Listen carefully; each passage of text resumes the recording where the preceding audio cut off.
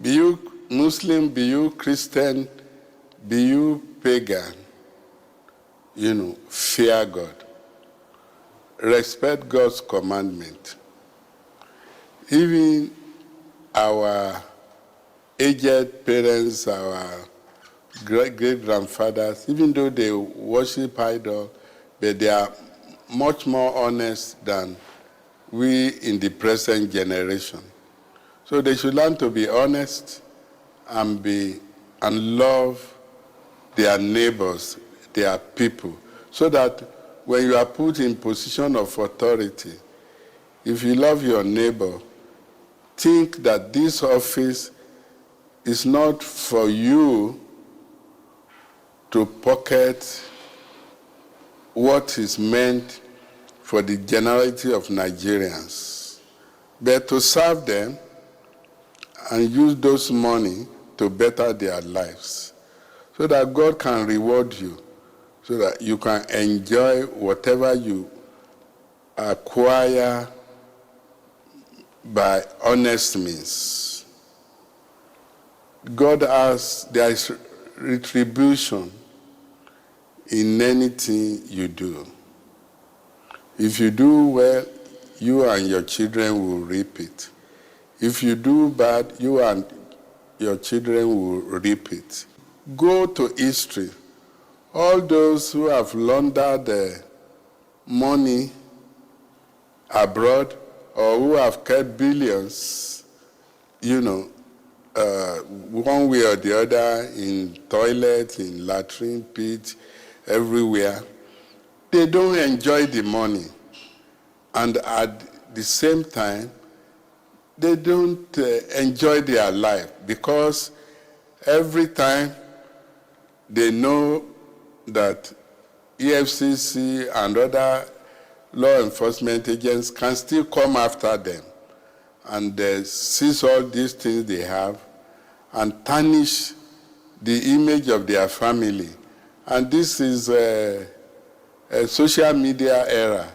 The moment you're on social media, your children's colleagues, your grandchildren's colleagues, they will read it in their social media and they will be making jest of your children. These are people spoiling the country. So please, enough is enough. Learn from the past that corruption will do you evil. I always knew Nigeria has a lot of potential, considering our mineral resources and other resources, agricultural potentials. And I also know the bane of Nigeria as a country is bad leadership. So I pray that the present government resolve to make a difference.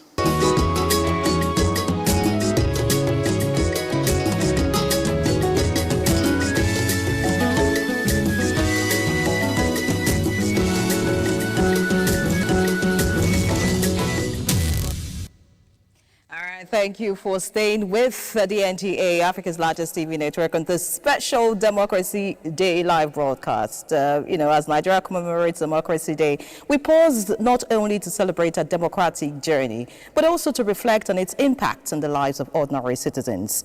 Democracy Day serves as a reminder of the sacrifices made by countless Nigerians who fought for the freedom, rights, and representative government we enjoy today. More than 2 decades into uninterrupted democratic rule, important questions remain. How far have we come? Have the promises of democracy translated into better governance, stronger institutions, greater accountability, and improved living standards for citizens?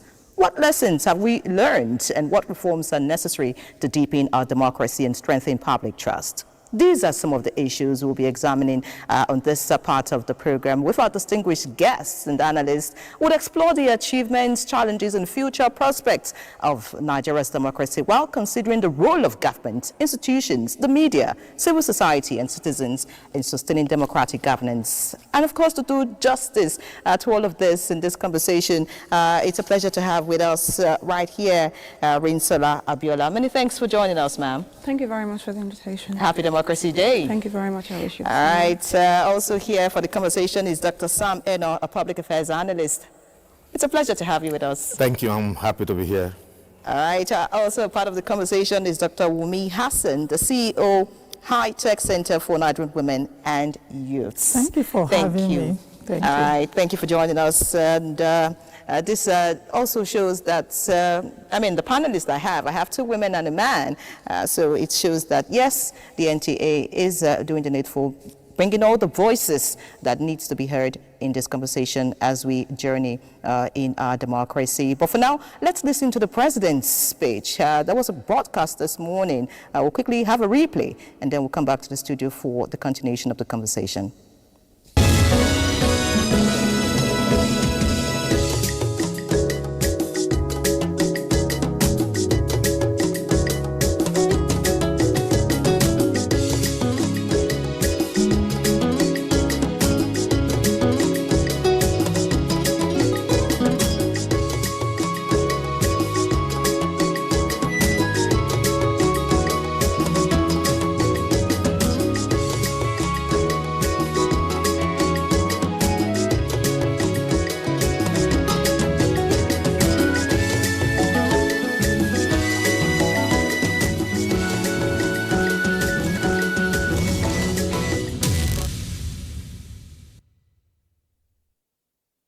In his Democracy Day address, the president urges electoral stakeholders to ensure peaceful and credible elections in Ekiti and Osun states, while calling on citizens, institutions, and the media to continue strengthening democratic values and national unity. The president paid tribute to the heroes of the June 12 struggle, MKO Abiola, Kudirat Abiola, and several pro-democracy activists whose sacrifices, he says, secured the freedoms Nigerians enjoy today. He stresses that the greatest honor to their memory is building a nation where justice, accountability, freedom, and opportunity thrive.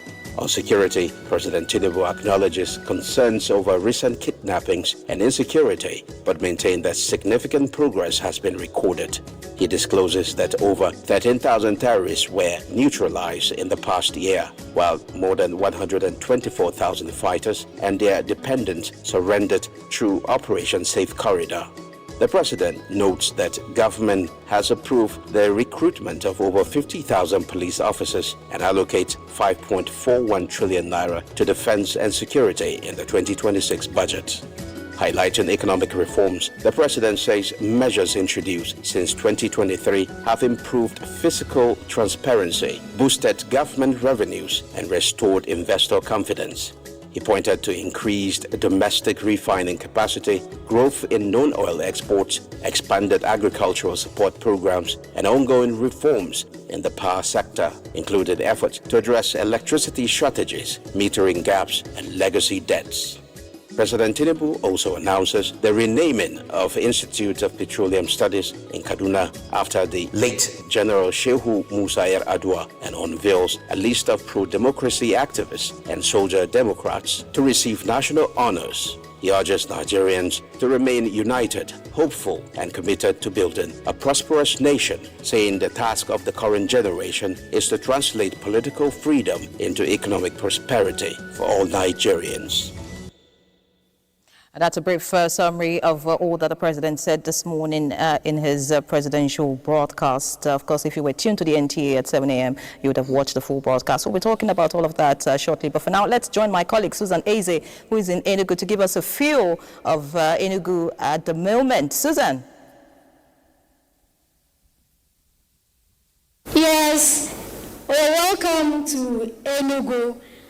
Today, the Democracy Day Enugu is beautiful and cool. People are moving about peacefully. There are no issues. And even though that there is no official celebration going on, like where we are now is the Michael Okpawa Square. This is where celebrations usually take place. But as you can see, Okpawa Square is deserted. The seats are empty. There is nothing happening here. But when you look around, you can see security agents manning the place, ensuring that there is peace and order all around the arena. And if you move into town, you will also see security agents mounted at different strategic places, ensuring peace and order. And there are some that are roving around, and people are moving about their peaceful businesses. And perhaps celebrating the day their own way, and most importantly, reflecting on the gains of democracy thus far in the country and in Enugu State and even in the Southeast. 27 years of unbroken democracy. Many record it as one of the longest stretches of democratic governance in the whole of Africa, and they count it as a gain for Nigerian democracy. Also, these 27 years haven't seen 8 consecutive general elections that resulted in peaceful transitions of governance, particularly the peaceful transfer of power from one political party, the PDP, to another, the APC, in 2015. This is also counted as a big plus for Nigerian democracy. Down here in the Southeast, the southeastern states have gotten fair share of democratic dividends from the federal government. You can count many: the Enugu-Port Harcourt Expressway, the Enugu-Onitsha Expressway, the second Niger Bridge, and many other projects, federal projects going on in the Southeast, are all dividends of democracy trickling down from the federal government down to the zone. Also in Enugu State, one democratic gain that everyone points at, once you are to count what Enugu has gained, is the political peace that Enugu has enjoyed these 27 years due to the liberty democracy allows for the people to adopt the zoning system. Since 1999, Enugu has been observing the zoning system, and this has resulted in peaceful transfer of power from one zone. It's been circulating amongst the 3 senatorial zones in Enugu.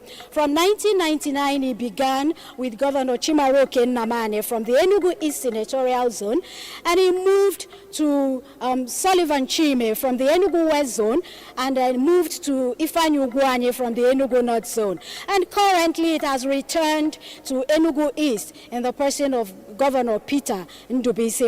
And all of this, since then, Enugu has seen 4 administrations democratically governing the state and bringing the dividends of democracy. This the state has seen in terms of physical infrastructure, human capital development, and policy reforms. All sectors have witnessed different level of development.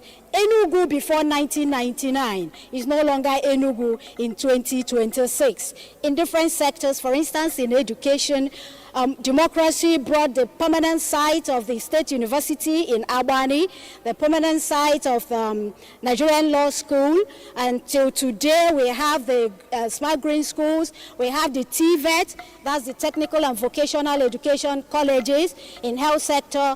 Rural areas now have type 2 primary health care centers. And every sector has witnessed all of this. And observers are profiling ways to sustain all of this. And one of the solutions they have profiled is inculcating maintenance culture and then blocking leakages to IGR, and above all, sustaining security so that all of these dividends can be sustained and more can be achieved. So basically, that's the situation in Enugu. Enugu is peaceful.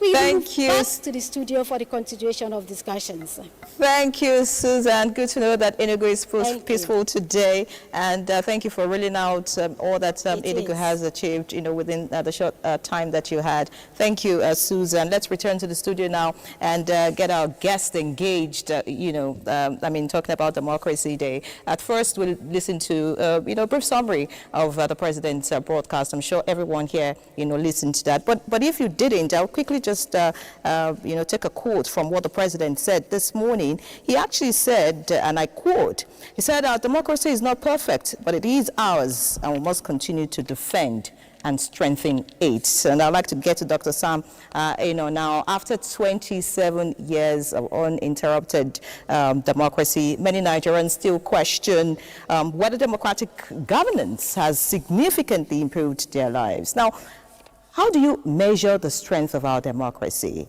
beyond simply conducting elections? Thank you very much. First and foremost, before we give an analysis of what I would call the dividends of democracy, we have to look back before we had democratic governance. That's during the military rule. Democracy has provided us the opportunity of ballots instead of bullets. It has provided us the opportunity of constitutional reforms instead of coups. From that aspect alone, one will begin to say democracy has provided for us a leverage to be better than what we are. But from 1999, let me take from 1999, 27 years of uninterrupted democracy on its own is an achievement. It has never been that. Remember in 1960 when we got our independence, within 6 years, 1966, we had the military coup. The next time, all the military, it has been military government until 1999, till today, 27 years. We cannot say we are perfect.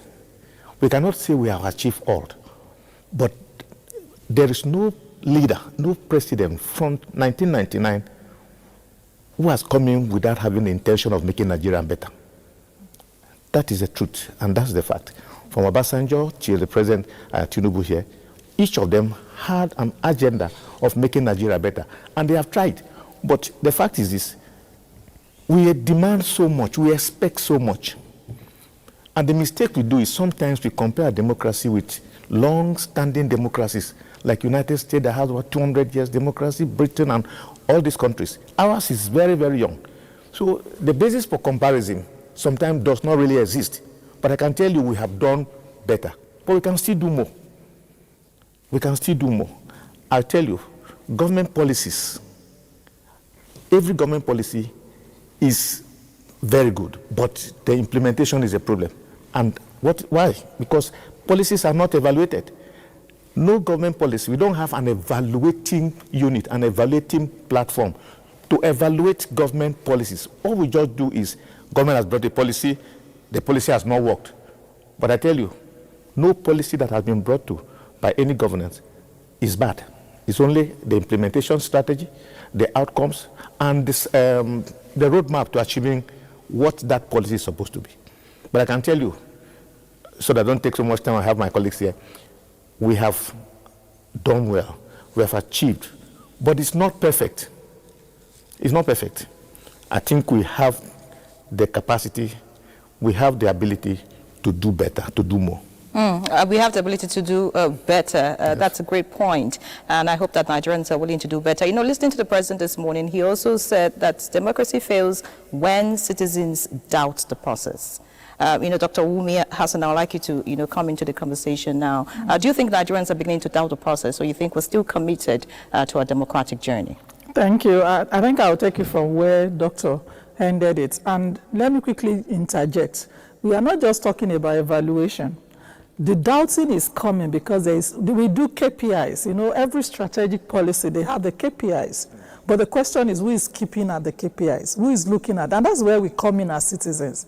If there is a policy, which fortunately I'm a policy expert, and I've done a lot of policies for the Nigerian government under technology. And I can tell you that one gap I have noticed is awareness of that policy. We don't even know about the policy. So when Nigerians don't know about the policy, they have reasons to complain.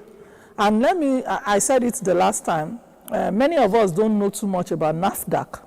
Sincerely, I don't know too much about NAFDAC, but somebody came to that level of administration, late Professor Dora Akuili, and one of the heroes of this democracy we're talking about, but she popularized it.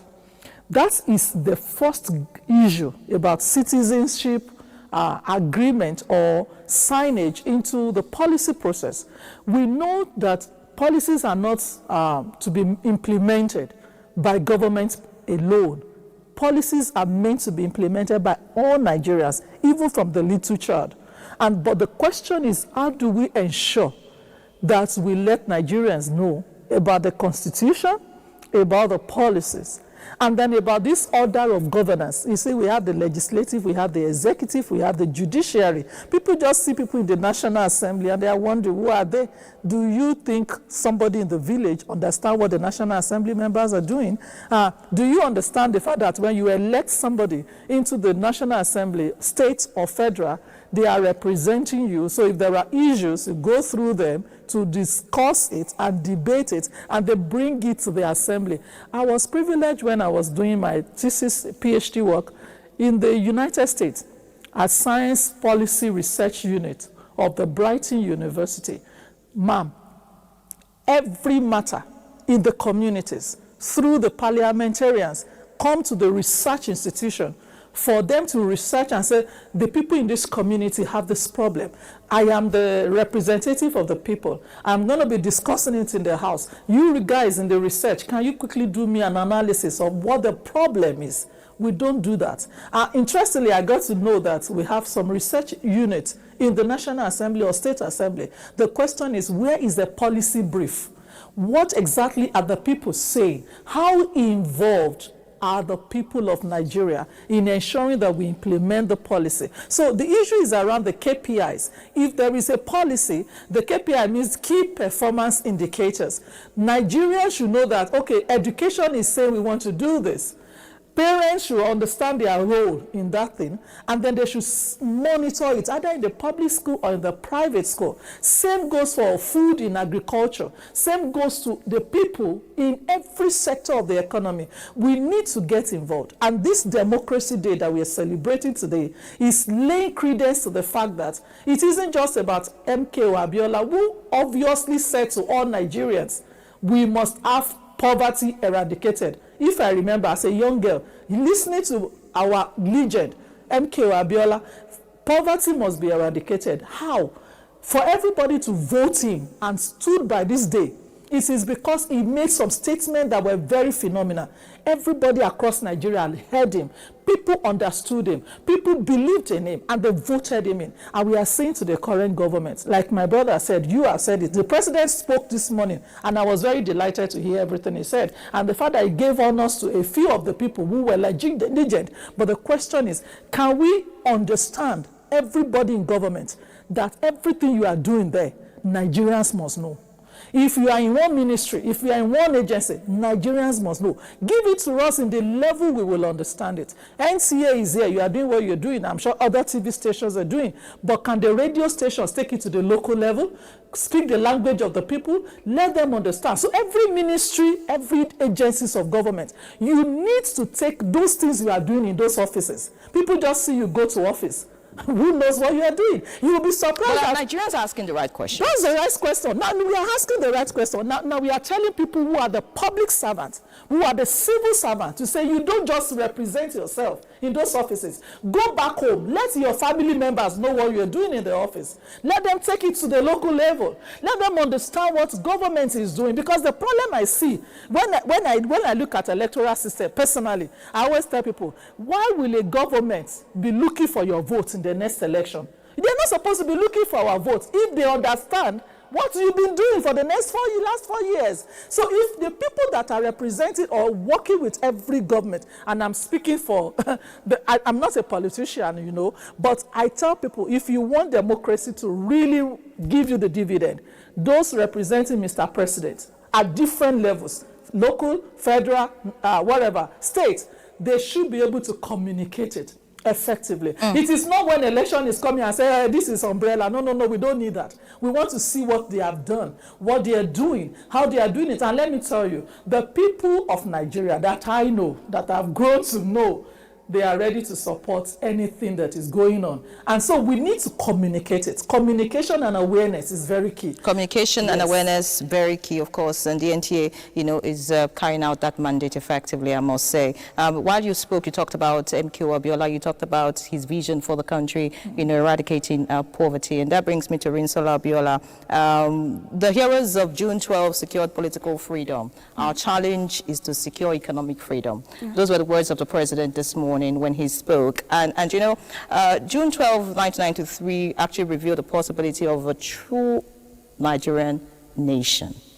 And the question will be, 33 years later, has Nigeria lived up to the promises of national unity symbolized by June 12? Or you think that ethnic and religious divisions have become deeper?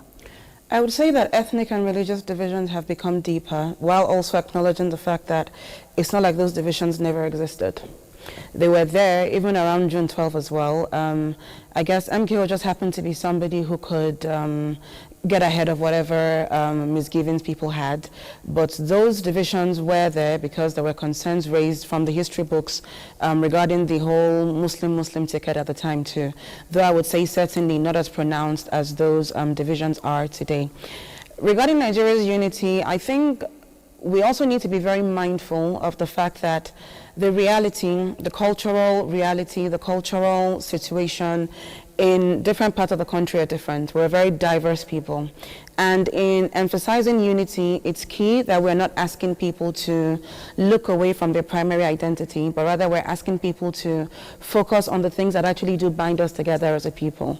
So unity is something that I believe needs to be built on mutual respect and understanding that no culture is superior to the other, nobody is inferior to anyone else, and that the key thing, again, echoing Mr. President's sentiments, is delivering on economic prosperity. I actually believe that once we're able to sort that out, the economic realities, and ensure that people are comfortable, that we have social safety nets that reach the most vulnerable in society, this constant squabbling that we have about what part of the country you're from, what religion you practice, these are things that will naturally fade into the background if everybody is okay. So I actually do believe that the economic situation, the high level of poverty, for instance, is part of what is driving the angst that we see being expressed as ethnic discrimination, religious, conversations that dwell a lot more on what divides us as opposed to what unites us as a people. So there's actually it's very important that we focus on that.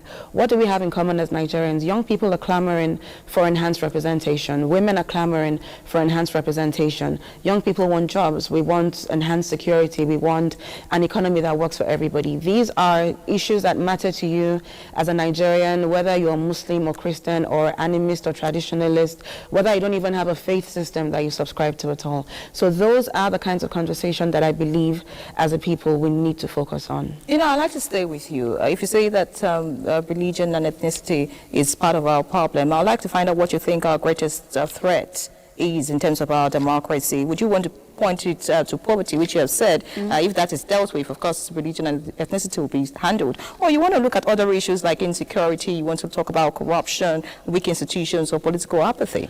So I don't think religion is a problem or ethnicity is a problem. It's the fact that people believe in doing the whole divide and conquer based on, let's throw in ethnic identity when we talk about national priorities. So it's not the religion itself that is the problem. It's the fact that there are people who are willing to exploit these things to divide Nigerians in pursuit of their own selfish agenda.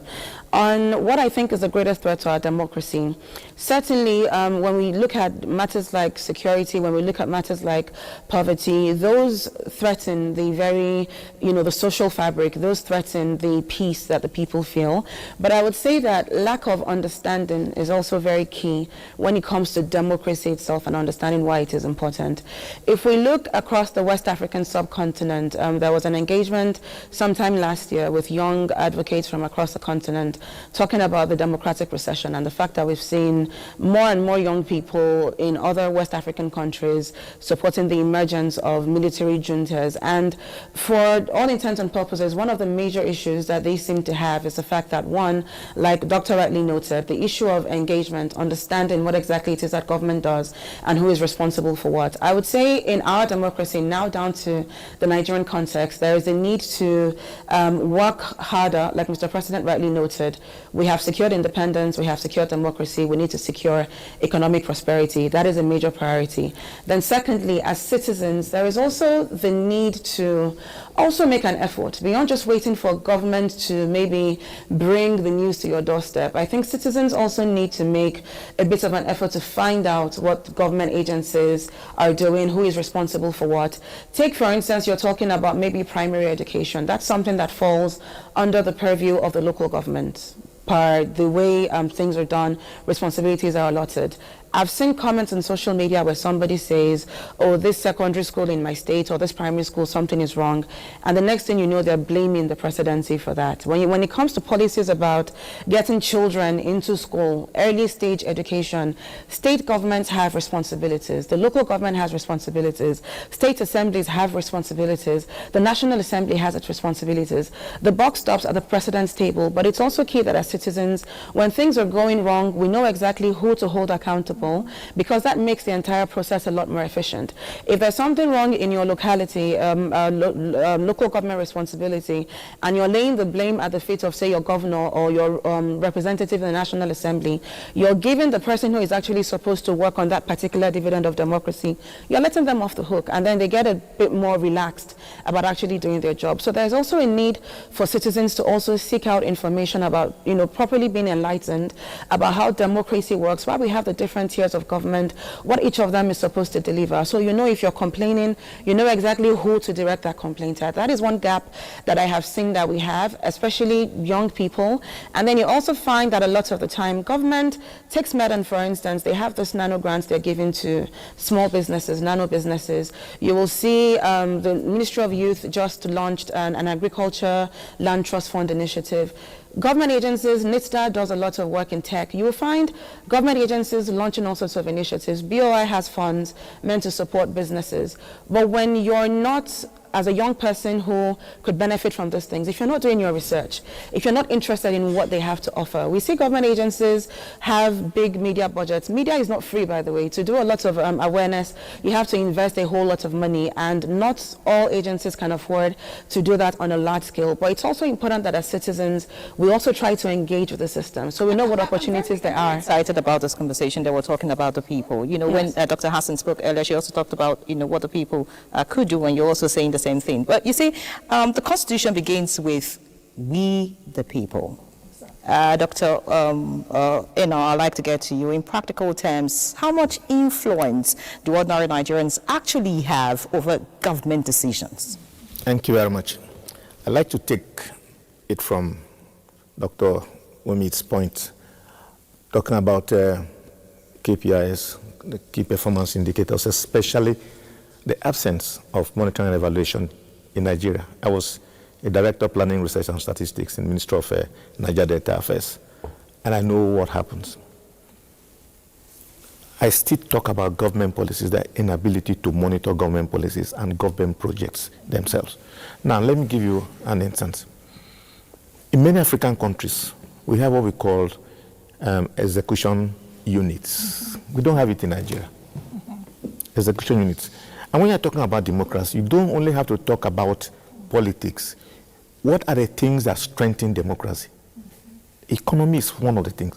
Because if you have enough jobs for the youth, for people, employment, democracy will be stable. But let me go back to what I'm saying.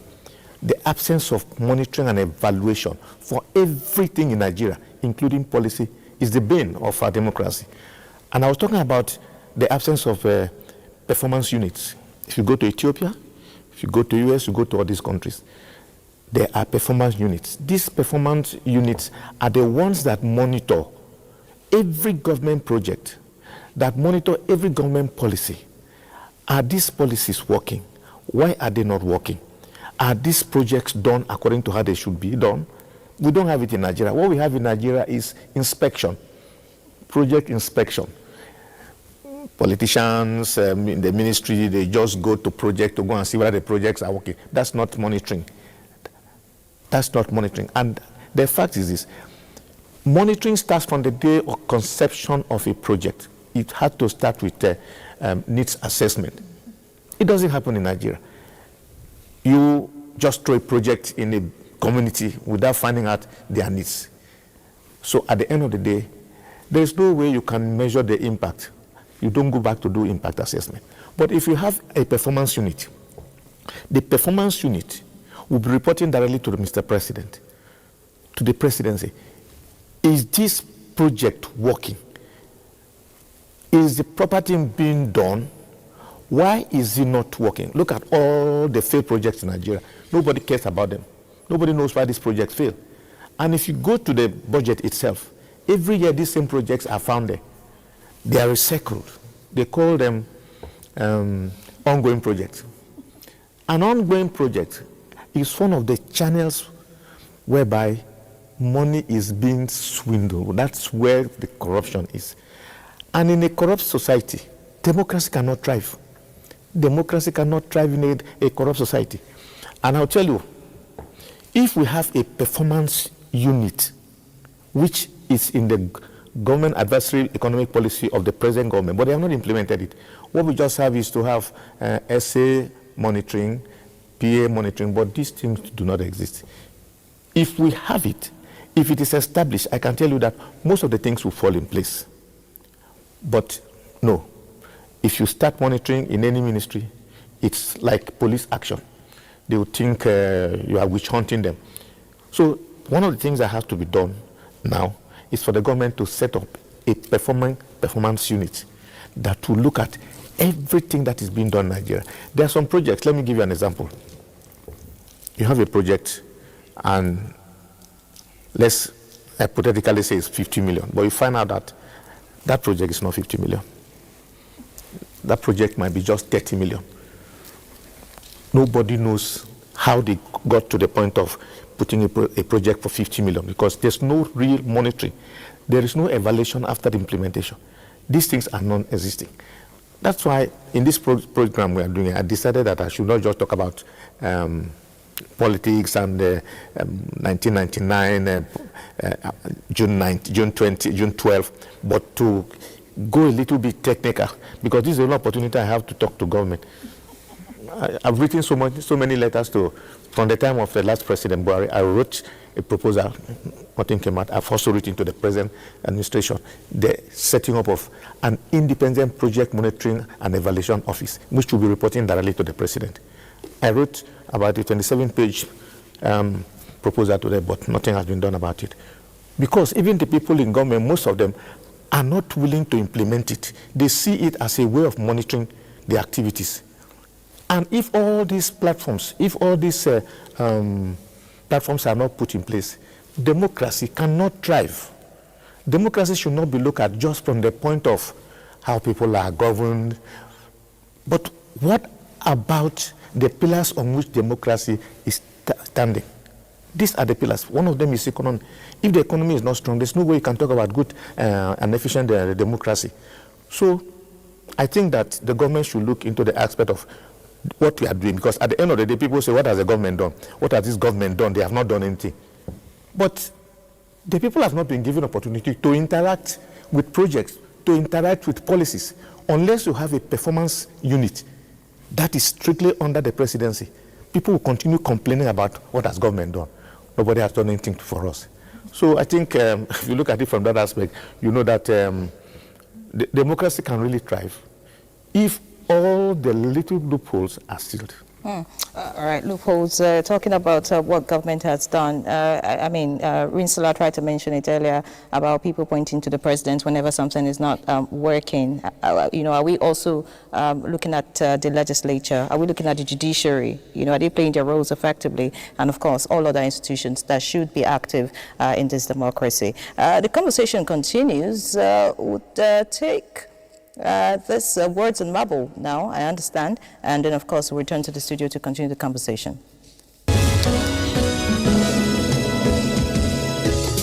June 12, it was the day an election judged by everybody, both internationally, nationally, and locally, as the best that we have ever had.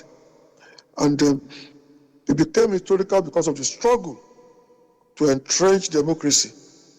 The June 12 struggle became a focus point for the restoration of democracy in this country. And the foundation of the democratic government that we are enjoying now is based on the struggle by those of us who got involved in actualization of June 12 elections. Chief MK Abiola laid his life down for all of us to have a say, at least to be able to criticize. You can see all kinds of demonstration, criticism that would never have happened under a military government. And so we must continue to encourage this freedom of association, freedom of expression, and be hopeful and be confident that Nigeria will be great again in my lifetime. First of all, we must have a country. And Nigeria is my country, in spite of whatever we may have, in spite of whatever challenges that we may have. We must believe in our country. We must be honest with ourselves that we have problems, and we should work together towards solving the problem, not just the government. In this wise, I'm appealing particularly to state government to allow the reform going on at the top to percolate to the rural level. There are still problems with our people at the grassroots, and only the state governments and local government can help by focusing their projects on those projects that will have meaningful impact on the ordinary people, not white elephant projects. We should encourage ourselves to continue to believe in the democratic governance of this country and to remain focused in spite of all of our challenges, the economic situation, the security situation. We must all be hopeful. And I'm happy that coincidentally, the National Assembly has just passed the new law, the new act, the new bill for the creation of state police, which is the beginning of really tackling this major security challenge that we are facing in this country at the moment.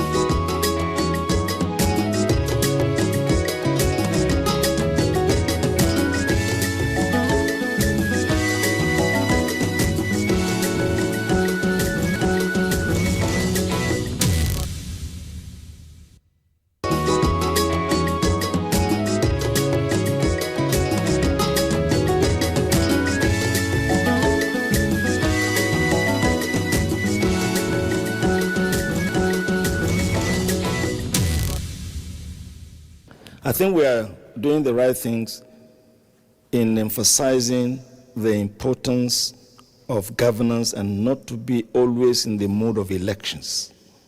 Elections produce leaders. For the period, leaders should be able to govern and produce development. I think we are beginning to really respect that now. so that you don't have to be fighting every day. There is a time for election. When it is over, it's over. The next few years are for government. So Nigeria shouldn't always be in an election mode. This should be the thing in the past. It shouldn't be. There is a time for development. I think we are doing it right and we should sustain it because development is greater than election.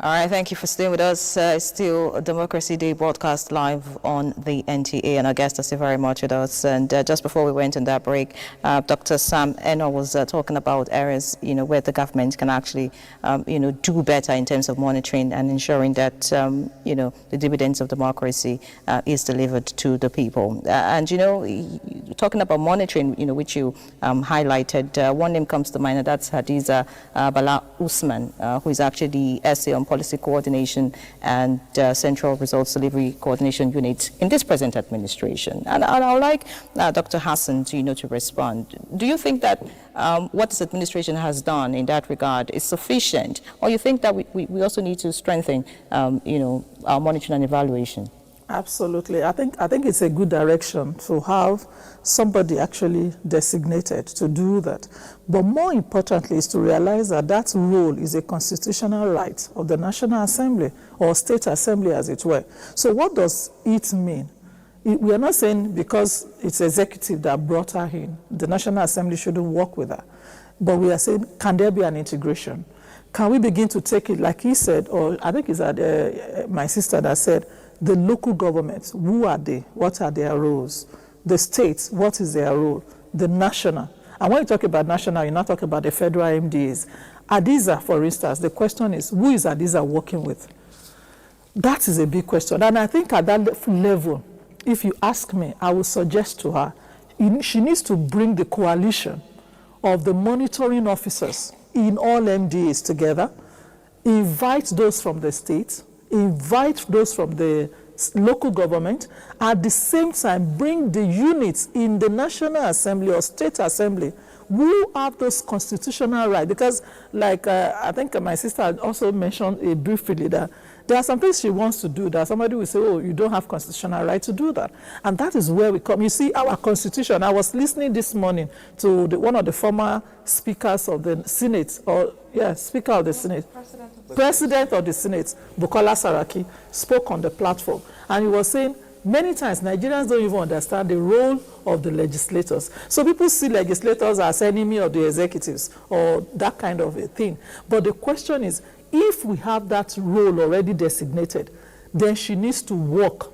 She's like an umbrella under the presidency where she has executive backing, but the role in terms of constitution is to the National Assembly. So if the National Assembly members can sit with her or she sits with them to understand what is it, because it's about the oversight function of the Assembly too. And the question we should ask, I'm sure citizens should ask, I am one citizen and I'm daring to ask, what oversight functions does the National Assembly do? Now, talking about the National Assembly, do you think that it has evolved into an independent arm of government, or you still think it's an appendage of the executive? See, let me tell you, the 3 tiers of governance we are running in Nigeria is a structure that is great, but we need to work it out well. If the National Assembly are supposed to be the one to give the laws, to decide on what is being spent, and then monitor what is being done. I had worked with an agency of government, and I'm going to share briefly this experience. Our agency had gone through the budget process, and then the National Assembly officials, after 1 year, said they are coming for the oversight. And I remember typically, in the meeting room, the National Assembly member were asking this project, that project, because sometimes people think these things are not done. But I have seen it done. They asked the DG and some of the management staff, you say you will do this by so period, and then we are here. We have not seen the result.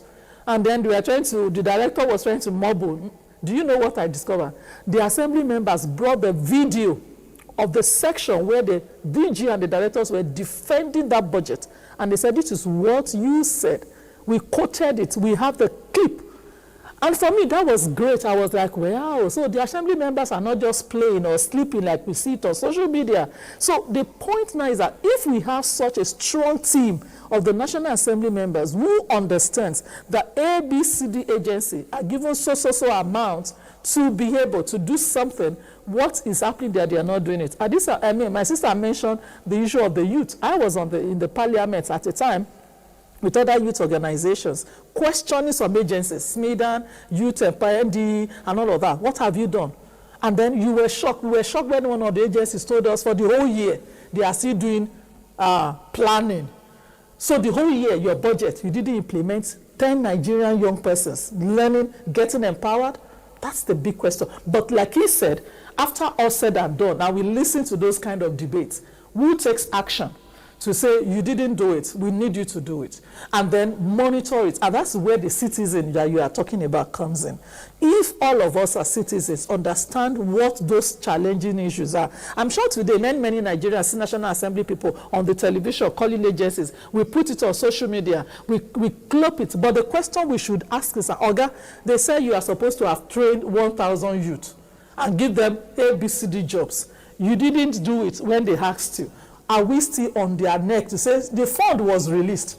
So we still want it to be done. Not that it has passed with last year, is a new budget now. So this is where the accountability issue comes in. And sincerely, on a day like this, little that I know of MKO Abiola, it was about accountability. It was about Nigerians having a voice to make a choice. It was about Nigerians seeing opportunities where it is and taking advantage of it. And I'm calling on every Nigerian, because this is where you brought us in, the citizens. Because of time, well, we need to wrap up now, because there's a live broadcast which is coming up shortly. I'd like to thank everyone. But I think, Risola, in 30 seconds, what will be your words to Nigerians as we wrap up the conversation? Well, please seek civic knowledge, know who does what, who's responsible for what, and vote in elections. Beyond voting, engage your voted representatives, follow through with what government is doing, keep an eye on those leading you and representing you in government. Keep an eye on those leading you. I think this is a point where we'll have to end this conversation. Thank you very much for joining us. Appreciate you, Dr. Sam Eno, Public Affairs Analyst. Thank you for being our guest. Dr. Wumi Hassan, CEO, High Tech Center for Women, Nigerians and Youths. Thank you for being our guest. And of course, Risola Abiola, always a pleasure to have you as one of our guests. We have to end this conversation, but as we conclude this special Democracy Day live broadcast, one truth remains clear. Democracy is not a destination. It is a continuous journey that demands vigilance, participation, accountability, and leadership committed to the common good. The strength of our democracy will not be measured by the speeches we make or the anniversaries we celebrate, but by the quality of life of our citizens, the strength of our institutions, and our collective commitment to justice, equity, and national progress. So, as Nigerians, the responsibility of building the nation we desire does not rest with government alone. It rests with all of us. May this Democracy Day renew our faith in the ideals of freedom, good governance, and active citizenship, while inspiring us to work together towards a Nigeria where democracy truly delivers for every citizen. Thank you for being part of this very important conversation. I'm Ray John. Happy Democracy Day, and may God bless the Federal Republic of Nigeria. We would now be joining a live broadcast in Sokoto, where a mosque is to be commissioned as part of activities marking Democracy Day in that state. Thank you for remaining tuned to the NTA.